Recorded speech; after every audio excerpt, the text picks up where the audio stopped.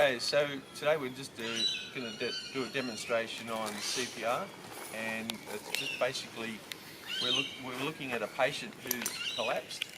We don't know what's wrong. They're immobile, so we just want to run through checks and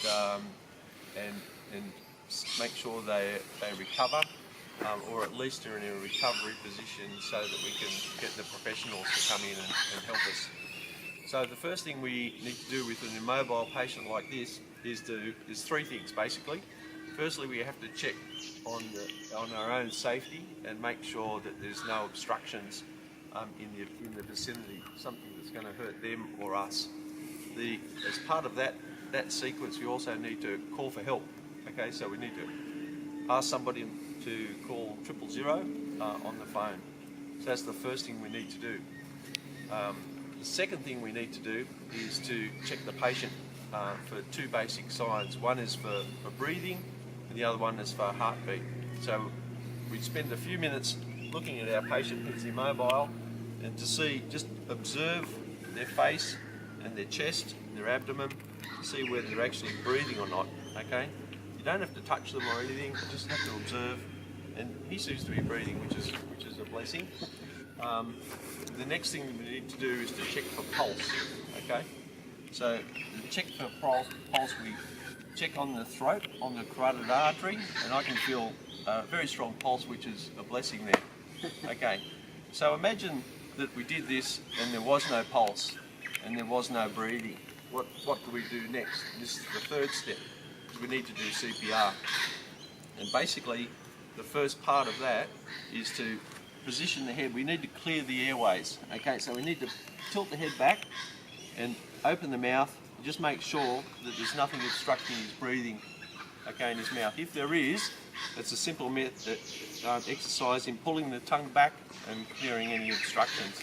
So before we proceed, we need to make sure there's clear airway.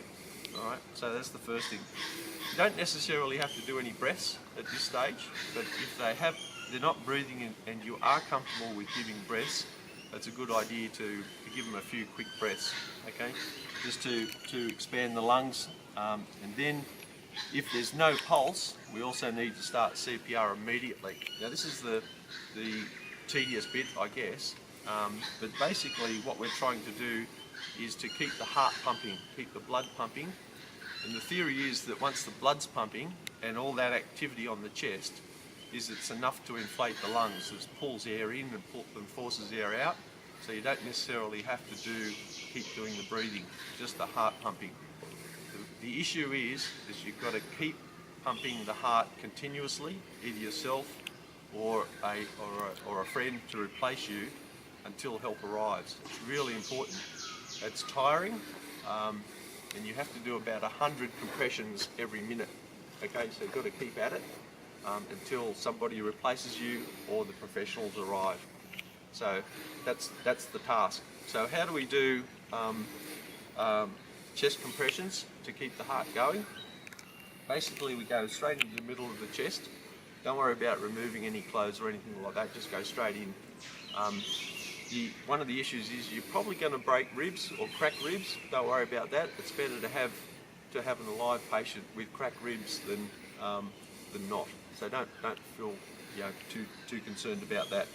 So we just put the heel of your palm on the chest and interlock the top here and straighten your arms up and push down without bending your arms. I won't push down, otherwise you'll be in trouble. You push down constantly. Okay, 1, 2, 3, 4, 5, 6, 7, 8, 9, 10.